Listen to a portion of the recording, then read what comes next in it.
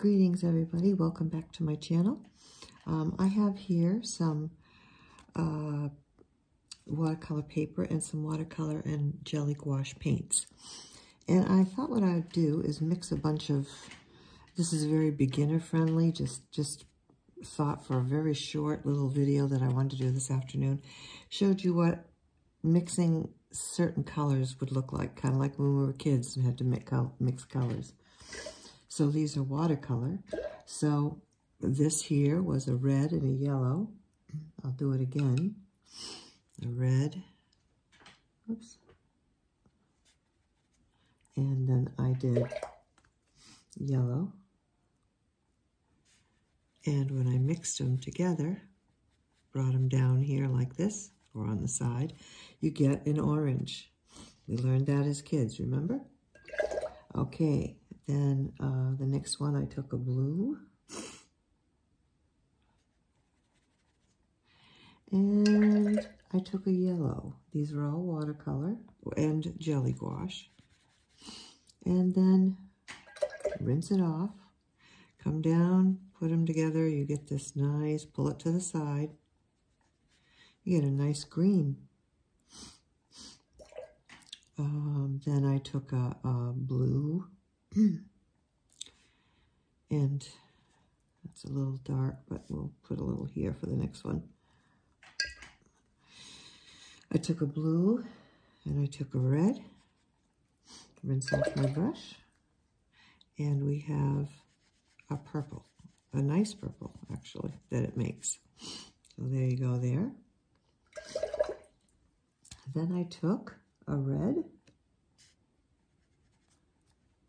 This is so easy to do, and it just sort of helps you to think about what colors you can mix with what when you're doing painting. And yellow, rinse off the brush, put them together. You need a little more yellow there. And that's another thing, is by doing this, you kind of help yourself to understand, I need a little more of this, I need a little more of that to make something in particular. And then I took a blue. Oh, I already have it. Well, okay. So I took a blue and I took a brown here. Clean brush, a little bit wet, mixed them together. And I get like a, well, oops, I'm sorry. I got the, shaking that thing again. The blue and the brown, and it makes actually kind of like a shadow color. So that works really good for shadow color, and depending on what kind of blue, so let's try a different blue. This is a type of cobalt blue, I believe. And then let's try this burnt umber, I think it is. Those are a little more poignant. And then put them together, bring them over to the side. And it gives you a little bit of it. I even like that one better with the cobalt blue for a type of a shadow color. See how that works? I took a yellow, and then it's going to change with which kind of yellow you take, which kind of blue you take, and all that sort of thing. And I've got, this is a lemon yellow and a burnt umber, I think it is. Mix them together. Put them down there, wash off the brush, mix them together, and you get like a, well, like a, you get a brown. You get a lighter brown, sort of. If I did gamboge, that's a different sort of yellow, a mixture. And then took a brown. I think that's a burnt umber. Mix these two together, you get this kind of a, I think I need a little more brown. And you mix those together, and you get that sort of a rusty brown. And then I took a cobalt blue, and I sort of went like this. And then I took a, I think I had like a reddish color down here, cleaned off my brush and merged these two together to make, in the middle, a nice purple. Bring down some more of that blue. If I added more red, this would get even a bit darker.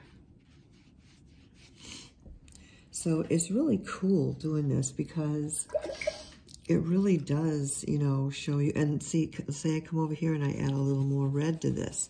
Well, the more red I add, the more orange, the prettier orange it gets. Here, the more blue I add to this, the more purple it gets.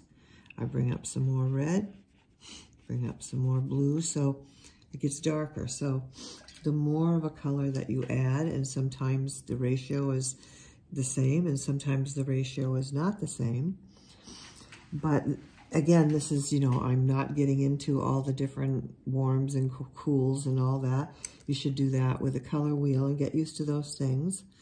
But I'm just doing a very simple thing for beginners to show how it's fun and a good idea to just take a piece of paper. Let's take sky blue and mix some colors together and see what you get, because your mind will remember it. Look at that.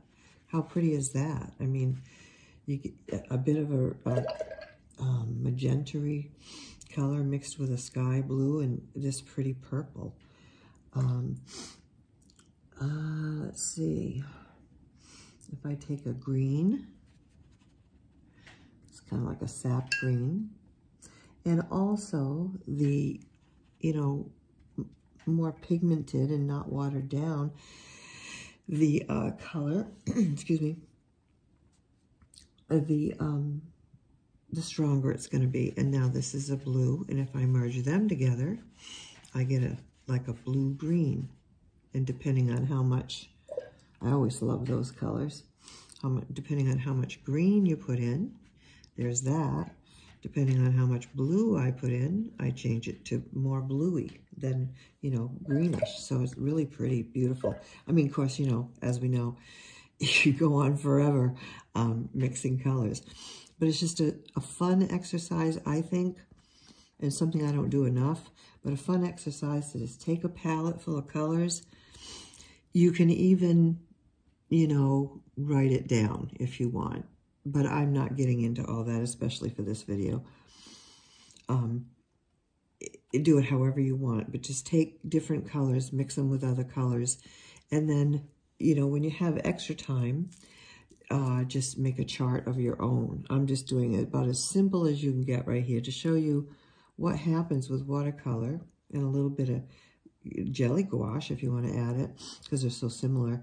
What happens, and you get these absolutely beautiful colors. I mean, you really do. And then you can see, you can go like, well, I don't need black for my shadow. I can use these combinations for pretty shadow. Or I don't want, you know, that other kind of just plain gray. I can mix this blue and this brown. And I mean, it goes on and on. Or you could mix a black and a blue. You know, so there's so many different things. So I just thought I would do that. I don't want this to be long at all. I wanted to just I made a longer one this morning. And this afternoon, I just wanted to do something quick, fun, interesting, informative in the beginner style. And, I mean, like here, I would write red, yellow, orange. You might decide to say dark orange, red orange, medium orange. It will all be in how you know, see the color and how you want to use it and what you want to write down for the definition of the colors. But I just think it's a helpful type of exercise, like all the other types of exercises we do. Now, I thought what I'd do for a second idea of exercise in this short little video, these short little videos. I'm just going to turn that paper around. All this is practice. I thought what I'd do is kind of show you some different ways that I do tree foliage. So let's get some green and some blue and make a pretty green.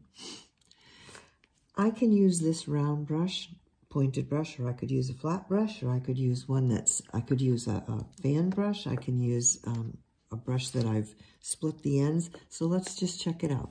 So say I'm just using this one. I'm just going to dot this thing, make them bigger, smaller, go around, you know, the typical tree. And that's, you know, that's basically how that looks. You can add more blue and get it, you know, darker on one side. That's getting into a whole nother thing. Right now, I just want to show you what different ways to use different brushes with things. Now, if I dry this off really well, so it's really quite dry, I can go into that same mixture. The paper is dry, and just sort of do this. Sort of just scrape it. And it's still just this still is a, can't talk something. It's still, you know, we're still doing, can make a pretty foliage, you know, like that. Or I can literally take a small brush, which would take me forever, and never would I make a tree that way. But I can take some green, some blue, or whatever colors you want. A small brush like this, and literally just sit here and dab here and dab here. And some people do that, and that's what they like. And then dab little ones here. But this would take, I mean, it kind of would take an awfully long time, but it does depict, you know, foliage.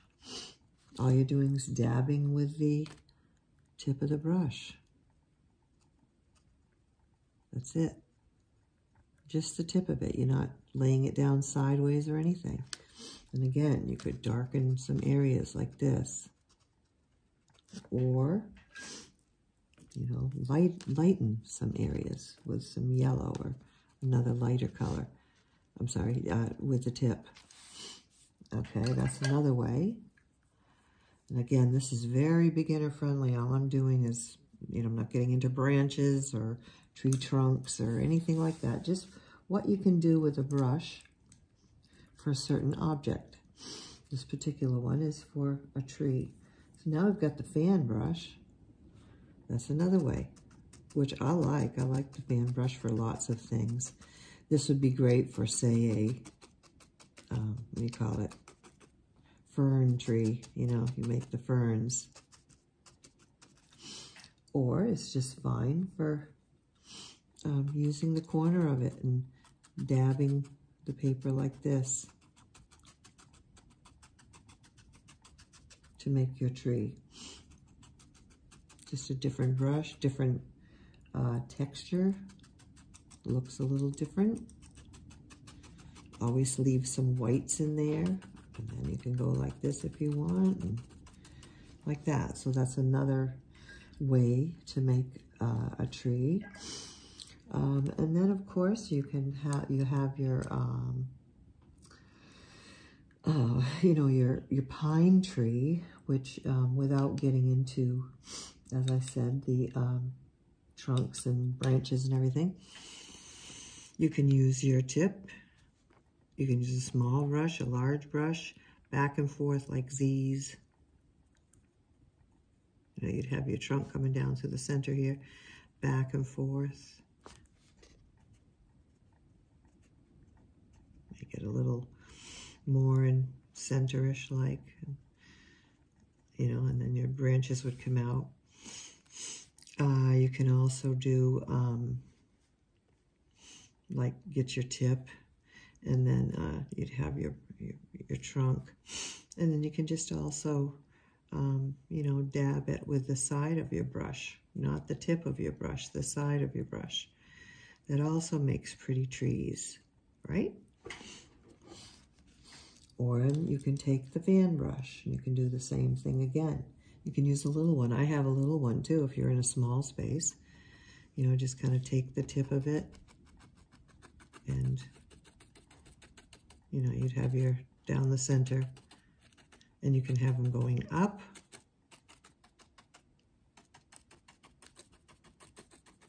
back and forth. Just back and forth and back and forth and back and forth. And depending on, you know, how watery or not, the Christmas tree effect, you know. You can use the sides of the, or just the tip of it itself, you know. And I don't do it this way, but I'm sure you could sort of, you know, dance it like this. I haven't actually done that one much with a fan brush, but you can do this as well, you know. And that's the dancing tree. Then get some other colors going on there, and, you know, if you like that sort of effect. There's just so many ways to make things. And then you could take a flat brush, you know, a flat one, and get some color on it. And then start the same, you know, either using the corner. I got a little too much water on there right now.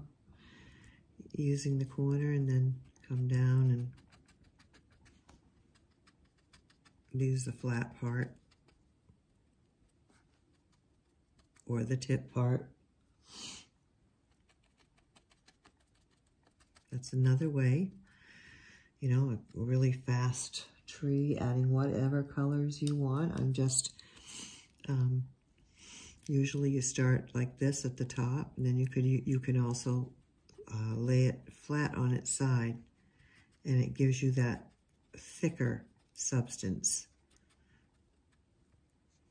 to the whole thing. Come up. More of the Christmas tree effect, I guess. I don't know. But, you know, there's another way. I've seen it, you know, where it's just